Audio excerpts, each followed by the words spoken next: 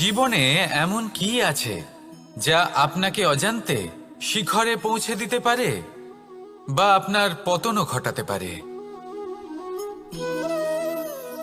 সঙ্গতি। যদি আপনি কোনো শ্রেষ্ঠ ব্যক্তির সঙ্গ লাভ করেন, তাহলে তার শুভ চিন্তা, তার গুণ, তার স্বভাব আপনার মধ্যে চলে আসবে। আপনি আরো শ্রেষ্ঠ হয়ে উঠবেন। আবার সেখানেই যদি আপনি কোনো দুষ্ট ব্যক্তির সঙ্গতি লাভ করেন, কোনো খারাপ মানুষের সঙ্গতি লাভ করেন, তাহলে আপনার শুভ চিন্তা, আপনার গুণ, তা যে কখন আপনার থেকে কেড়ে নেওয়া হবে সেটা আপনি জানতেও পারবেন না। দেখুন, এই সঙ্গতি হলো অত্যন্ত গুরুত্বপূর্ণ। এই সঙ্গতি আপনার নিয়তি নির্ধারণ করে। আপনাকে উদাহরণ দিলে, বৃষ্টির ফোঁটাকে দেখুন। যদি কোনো ফোঁটা গাছের পাতায় এসে পড়ে, তাহলে তা জীবন দান করতে পারে। যদি এমন কোনো ফোঁটা সাপের মুখে এসে পড়ে, তাহলে তা বিষে পরিণত হয়। যেমন সঙ্গ, তেমন নিয়তি। এবার দুর্ভাগ্যের বিষয় হলো এটাই যে বর্ষার ফোঁটা নির্ধারণ করতে পারে না সে কোথায় পড়তে চায়। তার নির্বাচনের ক্ষমতা নেই। কিন্তু আপনার কাছে তো বিবেক আছে, আপনি ভাবতে পারেন, চিন্তা করতে পারেন। তাহলে আপনি ভাবুন, আপনি কি এমন সঙ্গ চান যা শ্রেষ্ঠ, নাকি এমন সঙ্গ চান যা অশুভ? নির্বাচন আপনারই। শ্রেষ্ঠ সঙ্গ বাছুন আর আমার সাথে ভালোবেসে বলুন, রাধা রাধা।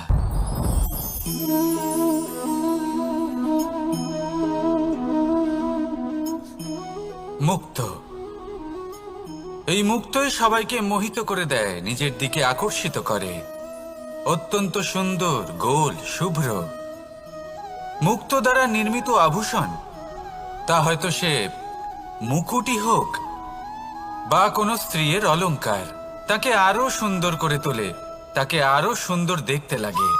এবার এই মুক্তকে এত সুন্দর দেখার জন্য কত কষ্ট সহ্য করতে হয় তা কি কখনো আপনি ভেবেছেন? এই মুক্ত ঝিনুক থেকে বের করা হয়। ঝিনুক, যা কিনা সমুদ্রের তলদেশে থাকে। ওকে কত কষ্ট সহ্য করতে হয়, জলের চাপ সহ্য করতে হয়, সমুদ্রের স্রোত সহ্য করতে হয়।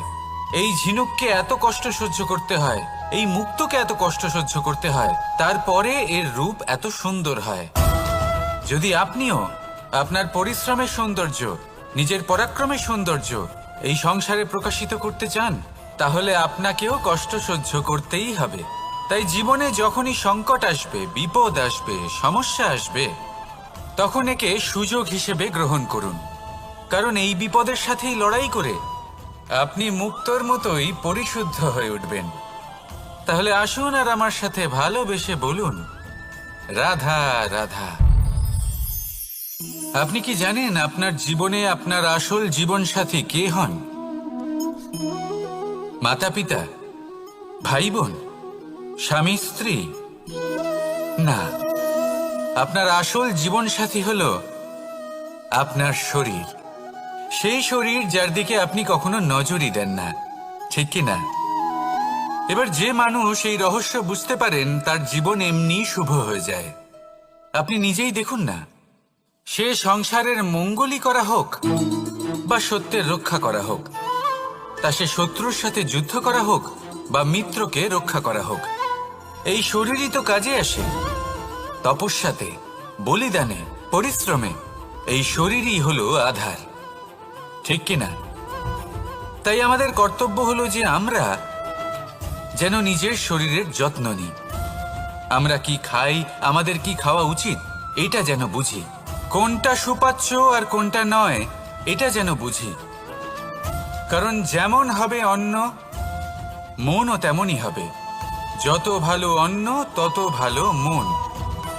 আর সুস্থ শরীর হলো সুস্থ মনের আধার, এ কথা অবশ্যই মনে রাখবেন। আর যদি মন সুস্থ থাকে, তাহলে সকল শুভ উদ্দেশ্য পূর্ণ হবে। তাহলে আসুন আর আমার সাথে ভালোবেসে বলুন, রাধা রাধা। কথায় আছে যে জীবনের আধার হলো সম্পর্ক, প্রসন্নতারও এবং ঈশ্বরের সাথে দেখা পাওয়ারও। এবার এই সম্পর্কের আধার আসলে কি? সেবা? না। বোঝাপড়া? না। অপেক্ষা? না। এই সম্পর্কের আধার হল বিশ্বাস। যদি বিশ্বাস ভেঙে যায় তাহলে জেনে রাখবেন যে সম্পর্করূপী এই ভবন এর ভিতই ভেঙে গেল। আর যদি ভিত ভেঙে যায় তাহলে সেখানে অন্য কোনো ভবন নির্মাণ সম্ভব নয়, সম্ভবই নয়। এই সমস্ত সম্পর্কের বিশ্ব বিশ্বাসে বসবাস করে। এই বিশ্বাস হলো অত্যন্ত গুরুত্বপূর্ণ। এই বিশ্বাসের জোরেই আমি আর রাধা কোনো সাংসারিক বন্ধনে আবদ্ধ না হয়েও এক অত্যন্ত দৈব অলৌকিক বন্ধনে আবদ্ধ। এই হলো বিশ্বাস যার দ্বারা 11 অক্ষৌহিনী সেনার সামনে অর্জুন দাঁড়িয়েছিল এবং জয়ী হয়েছিল। এই বিশ্বাস হলো অত্যন্ত গুরুত্বপূর্ণ, তাই বিশ্বাস করতে শিখুন, বিশ্বাস দিতে শিখুন, বিশ্বাস পালন করতে শিখুন। আর আমার সাথে ভালোবেসে বলুন, রাধা রাধা। এই সংসার অত্যন্ত বিচিত্র এক স্থান। এ সত্য খুঁজতে থাকে, আর সত্য খুঁজে পেলেই তা প্রমাণ করতে চায়। সে চায় তার প্রমাণ পেতে, সাক্ষী পেতে চায়। সেক্ষেত্রে আমাকে বলুন যে সত্য কি করতে পারে। সেই ব্যক্তি যে সত্যকে ধরে আছে সে কি করবে? কিছুই নয়, কিছু করার প্রয়োজনই নেই, শুধু তাতে টিকে থাকতে হবে। সেই হিমালয়ের মতো যা আজ পর্যন্ত টিকে রয়েছে। যদি আপনি সত্যবাদী হন তাহলে আপনার কিচ্ছু প্রমাণ করার কোনো প্রয়োজন নেই। যদি প্রয়োজন থাকে তাহলে সত্যের সাথে টিকে থাকার। এই সময় নিজে সাক্ষী হবে, নিজে প্রমাণ দেবে। এই নিয়তি স্বয়ং প্রমাণিত করবে যে আপনি সত্যবাদী ছিলেন, আপনি সত্যের পথে ছিলেন। তাহলে আসুন আর আমার সাথে ভালোবেসে বলুন, রাধা রাধা। ঈশ্বর আমাদের হাত প্রদান করেছেন। হাত যা জড়ো করা হয় প্রণাম করার জন্য, ঊর্ধ্বগামী হয় প্রার্থনার জন্য। এই হাত যার দ্বারা আমরা খাবার খাই, ফসল উৎপাদন করি। কিন্তু এই হাতের দ্বারা সবথেকে শ্রেষ্ঠ কাজ কি হতে পারে? সেবা। আগে হ্যাঁ, সেই হাত যা সামনে এগিয়ে আসে সেবা করার জন্য, যে সেবা করে তাদের যারা দুঃখে থাকেন, নিরাশ হয়ে থাকেন, যারা সেবা করেন তাদের যারা কিনা দরিদ্র। সেই হাত হলো সব থেকে অধিক মহান। ঈশ্বরকে দীনবন্ধু বলা হয়ে থাকে, কারণ যারা দুঃখী হন, নিরাশ হন, দরিদ্র হন, ঈশ্বর তাদের সাহায্য করেন, তাদের সহায়ক হন, তাদের মধ্যে ঈশ্বর বাস করেন। তাই আপনারা যদি এটাই করেন, যারা দুঃখে আছেন, নিরাশ হয়ে আছেন, যাদের সাহায্যের প্রয়োজন রয়েছে, যদি আপনি তাদের সাহায্য করেন, তাহলে আপনি এমন এক চৈতন্য লাভ করবেন যে আপনি তৃপ্ত হয়ে উঠবেন। তাহলে সবার সেবা করুন আর আমার সাথে ভালোবেসে বলুন, রাধা রাধা। আজ আমার কাছে একটা হাতুড়ি রয়েছে। অত্যন্ত শক্তিশালী হলো এই হাতুড়ি। এই হাতুড়ি দিয়ে প্রহার করে একটা গরম লোহাকে আপনি সুন্দর অস্ত্রে পরিণত করতে পারবেন। এই হাতুড়ি দিয়েই প্রহার করতে করতে একটা অত্যন্ত বড় পর্বত ভেঙে আপনি ওখানে একটা নতুন পথ নির্মাণ করতে পারবেন। এই হাতুড়ির স্বল্প আঘাতেই আপনি প্রসাধনের জন্য সুন্দর সুন্দর আভূষণ বানাতে পারবেন। কিন্তু যদি কোনো সুন্দর বাড়ি দেখতে পান আর তার ভিতে আপনি যদি এই হাতুড়ি দিয়ে প্রহার করেন, তাহলে তার বিনাশ হয়ে যাবে। এমনই কিছু হয় প্রেমের ক্ষেত্রেও। তা এতটা শক্তিশালী হয় যা সৃজন করে, কিন্তু সর্বনাশও এ করতে পারে। সবকিছুই নির্ভর করছে আপনার উদ্দেশ্যের ওপর। এই উদ্দেশ্যকে শুভ রাখুন আর ভালোবাসার ওপর একটু নিয়ন্ত্রণ রাখতে শিখুন, যেন এমন না হয় যে আপনি সৃজন করতে গেলেন কিন্তু সর্বনাশ করে বসলেন। আসুন আর আমার সাথে ভালোবেসে বলুন, রাধা রাধা। প্রেম, এই প্রেম যতটাই সরল ঠিক ততটাই জটিল হয়। এই প্রেমের দুই রূপ হয়, সবলতা আর দুর্বলতা। নির্বাচন হলো আপনার। এবার যদি একটা উদাহরণ দিয়ে আপনাকে বোঝাই, তাহলে মাতা পিতাকে দেখুন। মাতা পিতা সন্তানকে কখনো কখনো এত স্নেহ দিয়ে ফেলেন যে তাকে বাইরে কোথাও যেতেই দেন না, আর তার ফলে সন্তান এতটাই দুর্বল হয়ে পড়ে যে এমনও হয় তারা সারা জীবন বাড়িতেই বসে থাকে। এবার যদি এই মাতা পিতাই এই ভালোবাসায় সাহস জুগিয়ে দেন, সেই সন্তানকে বলে দেন যে যাও, এই সংসারকে অনুভব করো, নিজের প্রারব্ধ নিজেই রচনা করো, এই সংসারে সব থেকে শ্রেষ্ঠ হয়ে দেখাও, সব থেকে উঁচুতে উঠে দেখাও, তাহলে সন্তান অবশ্যই এটা করে দেখাতে পারে। এবার আপনি নিজের প্রেমের দ্বারা আপনজনদের দুর্বল করবেন নাকি তাদের সবল করবেন, সিদ্ধান্ত আপনারই। আসুন আর আমার সাথে ভালোবেসে বলুন, রাধা রাধা। মানুষ বলেন প্রেমে অনেক শক্তি আছে, আর এটা সত্যিও বটে। প্রেমে এতটাই শক্তি থাকে যে শত্রুতার বড় বড় স্তম্ভকেও এত সহজে ফেলে দিতে পারে। কিন্তু আপনি দেখে থাকবেন, যারা অধিক শক্তিশালী হন তারা দুই ধার সম্পন্ন তরোয়ালের মতো হন। কারণ এই প্রেম যদি আচরণে থাকে, মনে থাকে, বিচার বুদ্ধিতে থাকে, তাহলে তা শুভ হয়। এই প্রেম সৃজন করে। কিন্তু প্রেম যদি ব্যবসার অঙ্গ হয়, যদি এই প্রেমের ব্যবহার নিজের স্বার্থ, নিজের অহংকারের জন্য করা হয়, তাহলে তা সংসারের বিনাশ ঘটাতে পারে। রাধা প্রেমের ব্যবহার করেছে শাম্বের কারণে, আর শাম্ব সেই প্রেমের ব্যবহার করেছে নিজের অহংকার, নিজের স্বার্থ সিদ্ধির জন্য। শেষ পর্যন্ত ক্ষতি শাম্বের হলো না, হলো প্রেমের।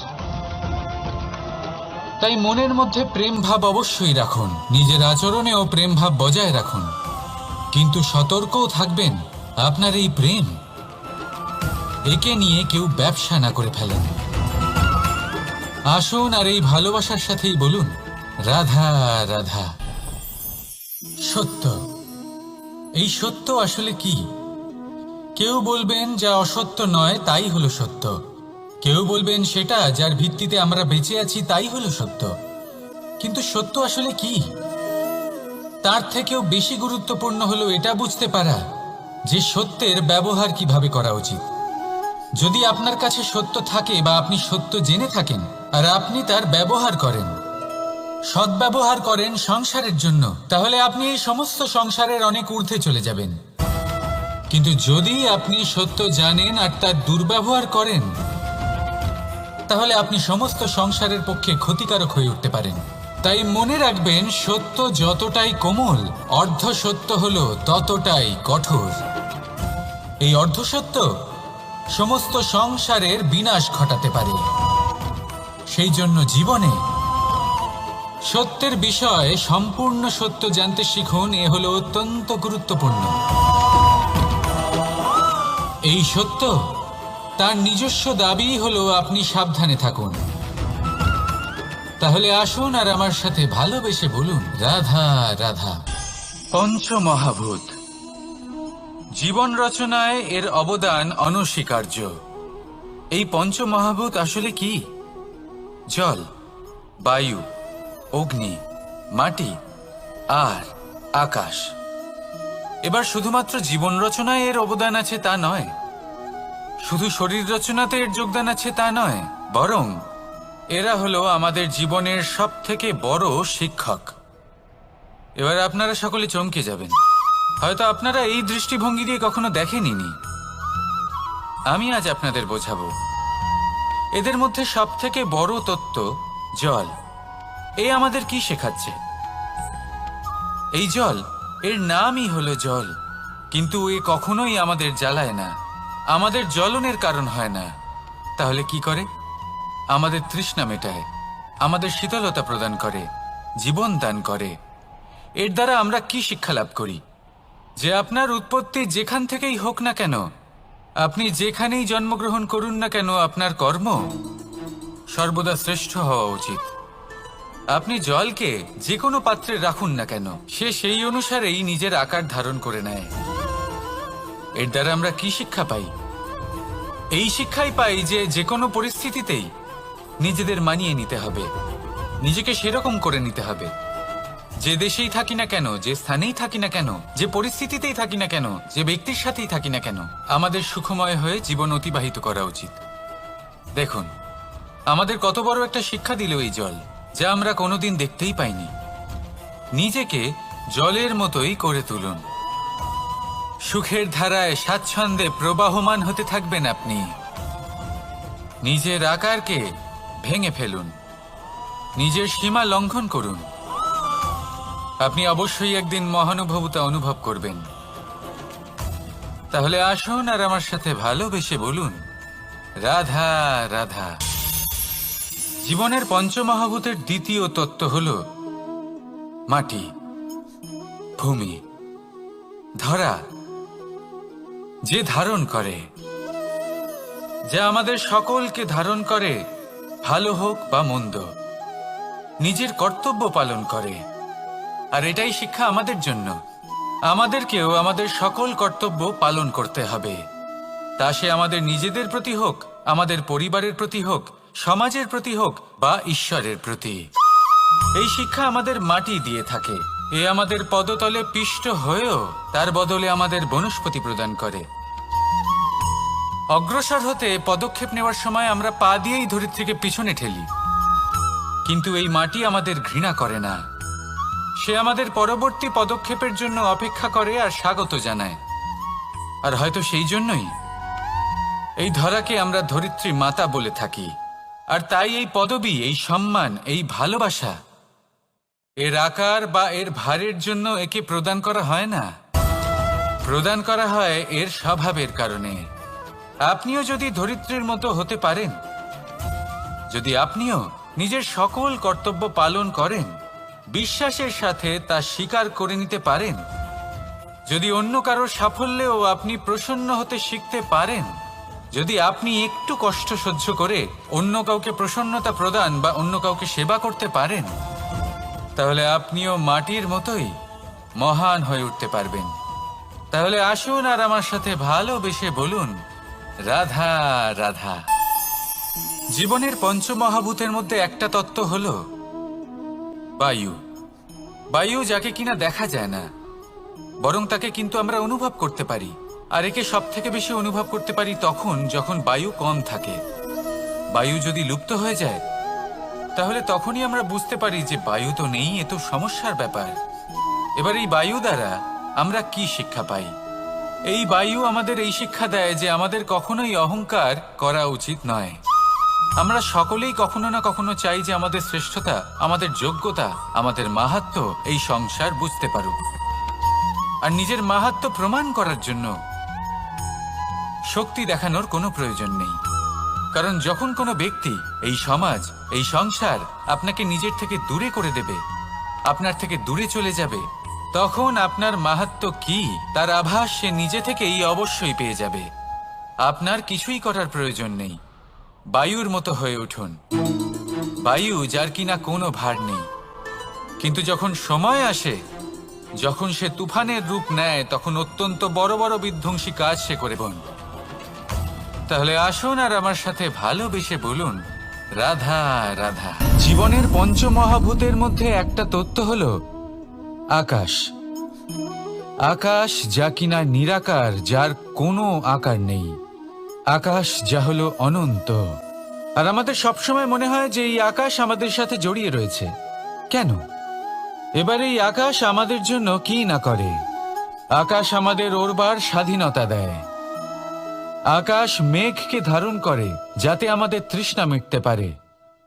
এই আকাশ সূর্য এবং চন্দ্রকে তার যথাস্থান দেয়, যাতে আমরা প্রকাশও পেতে পারি, আবার অন্ধকারও, যাতে আমাদের জীবনে সামঞ্জস্য বজায় থাকে। আকাশের থেকে অনেক কিছুই শেখার রয়েছে।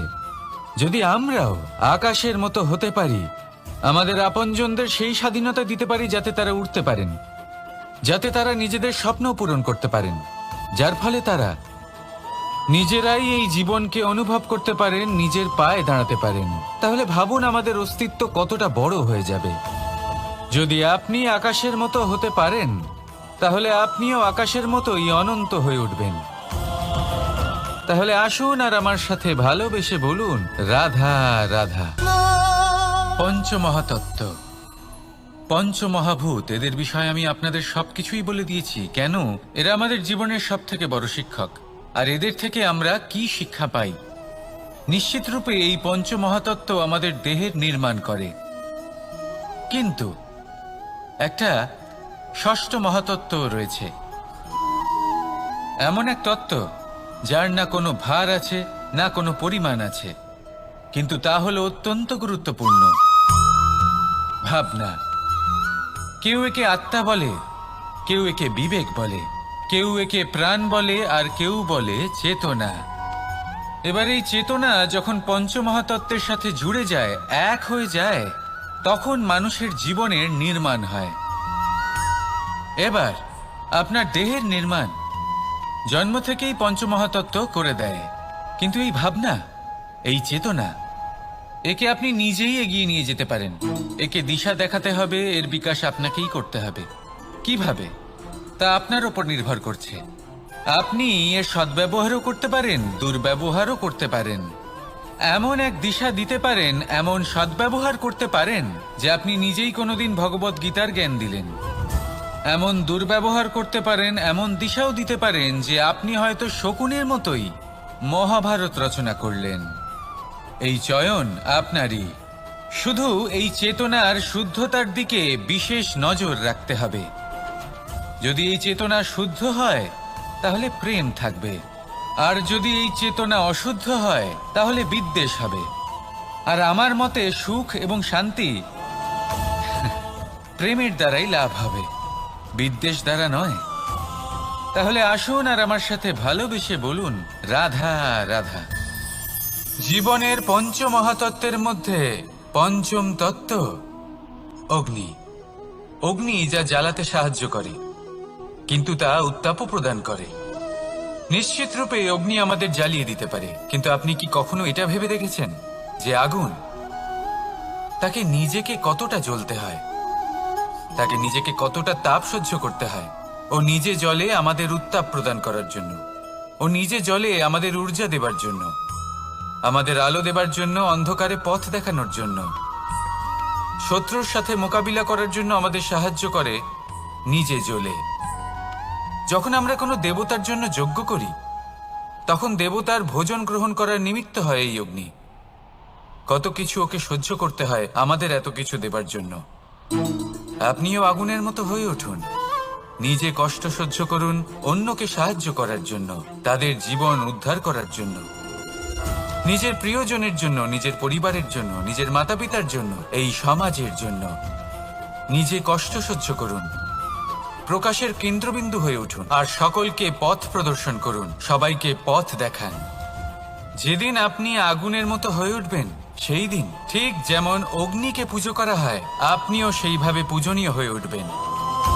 যেমন সকল শুভকর্মে, সকল যজ্ঞে, সকল পুজোতে অগ্নিকে স্মরণ করা হয়, সেইভাবেই সকল শুভকর্মে আপনাকেও স্মরণ করা হবে। আর যেদিন আপনি এরকম হয়ে উঠবেন, সেই দিন জীবনের বাস্তব মর্ম কি আপনি তা বুঝতে পারবেন। তাহলে আসুন আর আমার সাথে ভালোবেসে বলুন রাধা রাধা। কথায় আছে যে দৃষ্টি অত্যন্ত কঠোর হয়, অত্যন্ত শক্তিশালীও হয়। কথায় আছে যে কারোর উপর যদি কুদৃষ্টি পড়ে, তাহলে তার বিনাশ কেউ আটকাতে পারে না। এই যে কুদৃষ্টি, এর উপাচারও আমাদের কাছে রয়েছে। যখন আমরা বাড়ি নির্মাণ করি, তখন একটা কালো মুখোশ লাগাই, যাকে রক্ষা কবচ মনে করা হয়, কুদৃষ্টি থেকে বাঁচার জন্য। যখনই কোনো বাচ্চা বাইরে যায়, তখন তার মাথায় আমরা একটা কাজলের টিপ পরিয়ে দিই, কুদৃষ্টি থেকে বাঁচার জন্য। অর্থাৎ এই সংসারে কুদৃষ্টি থেকে বাঁচার উপাচার রয়েছে। উপাচার যদি কিছু না থেকে থাকে, তাহলে তা হলো দৃষ্টিভঙ্গির। যদি আপনার দৃষ্টিভঙ্গি অনুচিত হয়, তাহলে আপনার পতন কেউ আটকাতে পারবে না। না পারবে কালো মুখোশ, না কালো টিপ, না স্বয়ং ঈশ্বর। সেই জন্য নিজের দৃষ্টিভঙ্গি শুভ করে তুলুন, সব কিছু শুভই হবে। আসুন আমার সাথে ভালোবেসে বলুন রাধা রাধা। আমাদের জীবনে অত্যন্ত গুরুত্বপূর্ণ একটা আশা বসবাস করে বিশ্বাসের রূপে। বিশ্বাস যা আমরা ঈশ্বরের ওপর করি, ভাগ্য প্রারব্ধের ওপর করি, নিয়তির ওপর করি। যখনই ভালো কিছু হয় আমরা বলি এ হলো ঈশ্বরের দয়া, যখন খারাপ কিছু হয় আমরা বলি এ হলো ঈশ্বরের মায়া। কখনো ঈশ্বর বা ভাগ্য বা প্রারব্ধ বা নিয়তি। আপনি নিজে কোথায় তা কখনো ভেবেছেন? আপনি বিশ্বাস করছেন ঈশ্বরের উপর, প্রারব্ধের উপর, কখনো নিজের উপর করেছেন? আমি আপনাকে একটা সহজ কথা বলি, যদি আপনি ঈশ্বরের উপর বিশ্বাস রাখেন, শুধুই ঈশ্বরের উপর বিশ্বাস, তাহলে আপনি সেটাই পাবেন যেটা আপনার ভাগ্যে লেখা রয়েছে। কিন্তু যদি আপনি নিজের উপর বিশ্বাস রাখেন, আত্মবিশ্বাস রাখতে শেখেন, তাহলে ঈশ্বর আর নিয়তি দুজনে মিলে আপনার ভাগ্যে সেটাই লিখবে যা আপনি চাইছেন। তাই মনে রাখবেন, সাফল্যের পথ হলো এই বিশ্বাস। নিজের আত্মবিশ্বাসকে ধরে রাখতে শিখুন, দেখবেন আত্মা প্রসন্নতায় ভরে উঠবে। তাহলে আসুন এই প্রসন্ন ভাব নিয়েই বলুন, রাধা রাধা। সময় একটু একটু করে কেটে যায়, একটু একটু করে নিকটে আসে। খুব অদ্ভুত ব্যাপার। এই সময় প্রতিকূল হলেও একটু একটু করে কেটে যায়। এই সময় যদি ভালো হয় তাহলে একটু একটু করে নিকটে আসে। অনুচিত তখনই হয় যখন আমরা নিজেদের অসফলতার জন্য সময়কে দোষ দিই, কিন্তু আসলে তেমনটা হয় না। আপনার পরিশ্রম আর প্রয়াস দ্বারাই আপনি সাফল্য লাভ করবেন, সময়ের দ্বারা নয়। যদি এই সাফল্য একটা সুন্দর ভবন হয়, তাহলে সময় হলো তার দেওয়ালের রং, যা সময়ের সাথে বদলাবে, সময়ের সাথে ফিকেও হয়ে যাবে। কিন্তু সাফল্যের এই ভবন আপনাকেই নির্মাণ করতে হবে, আপনার পরিশ্রমের ইট দ্বারা এবং প্রয়াসের চুনসুরকি দ্বারা। তাই পরিশ্রম আর প্রয়াস করতে থাকুন, সাফল্য আপনি অবশ্যই পাবেন। সময় যদি আজ ভালো না হয় তাহলে কাল অবশ্যই হবে। প্রয়াস করতে থাকুন আর আমার সাথে ভালোবেসে বলুন, রাধা রাধা। ভয়। জীবনে আমরা কোন কোন বিষয়ে ভয় পাই? কোনো মানুষকে হারানোর ভয়, কোনো মানুষ কোনো সম্পর্ককে হারানোর ভয়, অর্থহানির ভয়, সময়হানির ভয়। এবার বিষয়টা হলো, এই ভয় কখনো আমাদের কোনো লাভ করে না। এটা সবসময় আমাদের পিছনে ঠেলে আর নিচু স্তরে নামিয়ে দেয়, কখনোই আমাদের উত্থানের কারণ হয় না। তাই জীবনে যদি কোনো ভয়ের কারণ থাকতেই হয়, তা শুধুই এটা যে মানুষের কথা ভাবতে ভাবতে সম্পর্কগুলিকে হারানোর ভয়, মানুষকে হারানোর ভয়, সবার মন রাখতে রাখতে আপনি যেন নিজেকে, নিজের ভাবনা চিন্তাকে না হারিয়ে ফেলেন। যদি এরকম হয়, যদি সকলের মন রাখতে রাখতে আপনি নিজেই নিজেকে হারিয়ে ফেলেন, নিজের ভাবনা, নিজের লক্ষ্য, নিজের মন্তব্যকে হারিয়ে ফেলেন, তাহলে সংসারে যতই যাই হয়ে যাক না কেন, প্রসন্নতা লাভ করবেন না। তাই রক্ষা তাকেই করুন যে আপনাকে রক্ষা করে, আপনার মানসিকতা, আপনার ব্যক্তিত্ব, আপনার লক্ষ্যকে রক্ষা করে। আর যদি কোনো বিষয় ভীত হতে হয়, তবে আপনি যেন নিজের উদ্দেশ্যের থেকে দূরে না চলে যান। তাহলে আসুন আর আমার সাথে ভালোবেসে বলুন, রাধা রাধা। জীবনে এমন কি আছে যা আপনাকে অজান্তে শিখরে পৌঁছে দিতে পারে বা আপনার পতনও ঘটাতে পারে? সঙ্গতি। যদি আপনি কোনো শ্রেষ্ঠ ব্যক্তির সঙ্গ লাভ করেন, তাহলে তার শুভ চিন্তা, তার গুণ, তার স্বভাব আপনার মধ্যে চলে আসবে। আপনি আরো শ্রেষ্ঠ হয়ে উঠবেন। আবার সেখানেই যদি আপনি কোনো দুষ্ট ব্যক্তির সঙ্গতি লাভ করেন, কোনো খারাপ মানুষের সঙ্গতি লাভ করেন, তাহলে আপনার শুভ চিন্তা, আপনার গুণ, তা যে কখন আপনার থেকে কেড়ে নেওয়া হবে সেটা আপনি জানতেও পারবেন না। দেখুন, এই সঙ্গতি হলো অত্যন্ত গুরুত্বপূর্ণ। এই সঙ্গতি আপনার নিয়তি নির্ধারণ করে। আপনাকে উদাহরণ দিলে, বৃষ্টির ফোঁটাকে দেখুন। যদি কোনো ফোঁটা গাছের পাতায় এসে পড়ে তাহলে তা জীবন দান করতে পারে। যদি এমন কোনো ফোঁটা সাপের মুখে এসে পড়ে তাহলে তা বিষে পরিণত হয়। যেমন সঙ্গ তেমন নিয়তি। এবার দুর্ভাগ্যের বিষয় হলো এটাই যে বর্ষার ফোঁটা নির্ধারণ করতে পারে না সে কোথায় পড়তে চায়, তার নির্বাচনের ক্ষমতা নেই। কিন্তু আপনার কাছে তো বিবেক আছে, আপনি ভাবতে পারেন, চিন্তা করতে পারেন।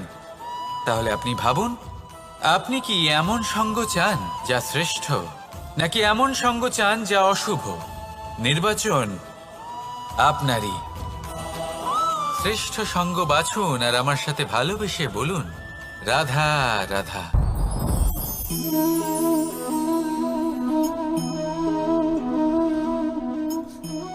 মুক্ত। এই মুক্তই সবাইকে মোহিত করে দেয়, নিজের দিকে আকর্ষিত করে। অত্যন্ত সুন্দর, গোল, শুভ্র। মুক্ত দ্বারা নির্মিত আভূষণ, তা হয়তো সে মুকুটই হোক বা কোনো স্ত্রীর অলংকার, তাকে আরো সুন্দর করে তোলে, তাকে আরো সুন্দর দেখতে লাগে। এবার এই মুক্তকে এত সুন্দর দেখার জন্য কত কষ্ট সহ্য করতে হয় তা কি কখনো আপনি ভেবেছেন? এই মুক্ত ঝিনুক থেকে বের করা হয়। ঝিনুক, যা কিনা সমুদ্রের তলদেশে থাকে। ওকে কত কষ্ট সহ্য করতে হয়, জলের চাপ সহ্য করতে হয়, সমুদ্রের স্রোত সহ্য করতে হয়। এই ঝিনুককে এত কষ্ট সহ্য করতে হয়, এই মুক্তকে এত কষ্ট সহ্য করতে হয়, তারপরে এর রূপ এত সুন্দর হয়। যদি আপনিও আপনার পরিশ্রমের সৌন্দর্য, নিজের পরাক্রমের সৌন্দর্য এই সংসারে প্রকাশিত করতে চান, তাহলে আপনাকেও কষ্ট সহ্য করতেই হবে। তাই জীবনে যখনই সংকট আসবে, বিপদ আসবে, সমস্যা আসবে, তখন একে সুযোগ হিসেবে গ্রহণ করুন। কারণ এই বিপদের সাথেই লড়াই করে আপনি মুক্তর মতোই পরিশুদ্ধ হয়ে উঠবেন। তাহলে আসুন আর আমার সাথে ভালোবেসে বলুন, রাধা রাধা। আপনি কি জানেন আপনার জীবনে আপনার আসল জীবনসাথী কে হন? মাতা পিতা, ভাই বোন, স্বামী স্ত্রী? না, আপনার আসল জীবনসাথী হলো আপনার শরীর। সেই শরীর যার দিকে আপনি কখনো নজরই দেন না, ঠিক কি না? এবার যে মানুষ এই রহস্য বুঝতে পারেন তার জীবন এমনি শুভ হয়ে যায়। আপনি নিজেই দেখুন না, সে সংসারের মঙ্গলই করা হোক বা সত্যের রক্ষা করা হোক, তা সে শত্রুর সাথে যুদ্ধ করা হোক বা মিত্রকে রক্ষা করা হোক, এই শরীরই তো কাজে আসে। তপস্যাতে, বলিদানে, পরিশ্রমে এই শরীরই হলো আধার, ঠিক কিনা? তাই আমাদের কর্তব্য হলো যে আমরা যেন নিজের শরীরের যত্ন নিই। আমরা কি খাই, আমাদের কি খাওয়া উচিত, এটা যেন বুঝি। কোনটা সুপাচ্য আর কোনটা নয়, এটা যেন বুঝি। কারণ যেমন হবে অন্ন, মনও তেমনই হবে। যত ভালো অন্ন তত ভালো মন। আর সুস্থ শরীর হলো সুস্থ মনের আধার, এ কথা অবশ্যই মনে রাখবেন। আর যদি মন সুস্থ থাকে তাহলে সকল শুভ উদ্দেশ্য পূর্ণ হবে। তাহলে আসুন আর আমার সাথে ভালোবেসে বলুন, রাধা রাধা। কথায় আছে যে জীবনের আধার হলো সম্পর্ক, প্রসন্নতারও এবং ঈশ্বরের সাথে দেখা পাওয়ারও। এবার এই সম্পর্কের আধার আসলে কি? সেবা? না। বোঝাপড়া? না। অপেক্ষা? না। এই সম্পর্কের আধার হলো বিশ্বাস। যদি বিশ্বাস ভেঙে যায় তাহলে জেনে রাখবেন যে সম্পর্করূপী এই ভবন, এর ভিতই ভেঙে গেল। আর যদি ভিত ভেঙে যায় তাহলে সেখানে অন্য কোনো ভবন নির্মাণ সম্ভব নয়, সম্ভবই নয়। এই সমস্ত সম্পর্কের বিশ্ব বিশ্বাসে বসবাস করে। এই বিশ্বাস হলো অত্যন্ত গুরুত্বপূর্ণ। এই বিশ্বাসের জোরেই আমি আর রাধা কোনো সাংসারিক বন্ধনে আবদ্ধ না হয়েও এক অত্যন্ত দৈব অলৌকিক বন্ধনে আবদ্ধ। এই হলো বিশ্বাস, যার দ্বারা 11 অক্ষৌহিনী সেনার সামনে অর্জুন দাঁড়িয়েছিল এবং জয়ী হয়েছিল। এই বিশ্বাস হলো অত্যন্ত গুরুত্বপূর্ণ। তাই বিশ্বাস করতে শিখুন, বিশ্বাস দিতে শিখুন, বিশ্বাস পালন করতে শিখুন আর আমার সাথে ভালোবেসে বলুন, রাধা রাধা। এই সংসার অত্যন্ত বিচিত্র এক স্থান। এ সত্য খুঁজতে থাকে, আর সত্য খুঁজে পেলেই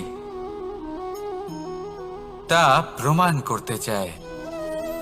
সে চায় তার প্রমাণ পেতে, সাক্ষী পেতে চায়।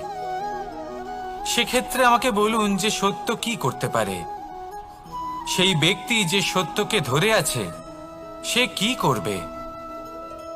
কিছুই নয়, কিছু করার প্রয়োজনই নেই, শুধু তাতে টিকে থাকতে হবে। সেই হিমালয়ের মতো যা আজ পর্যন্ত টিকে রয়েছে। যদি আপনি সত্যবাদী হন তাহলে আপনার কিচ্ছু প্রমাণ করার কোনো প্রয়োজন নেই। যদি প্রয়োজন থাকে তাহলে সত্যের সাথে টিকে থাকার। এই সময় নিজে সাক্ষী হবে, নিজে প্রমাণ দেবে। এই নিয়তি স্বয়ং প্রমাণিত করবে যে আপনি সত্যবাদী ছিলেন, আপনি সত্যের পথে ছিলেন। তাহলে আসুন আর আমার সাথে ভালোবেসে বলুন, রাধা রাধা।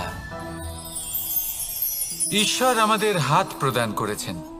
হাত যা জড়ো করা হয় প্রণাম করার জন্য, ঊর্ধ্বগামী হয় প্রার্থনার জন্য।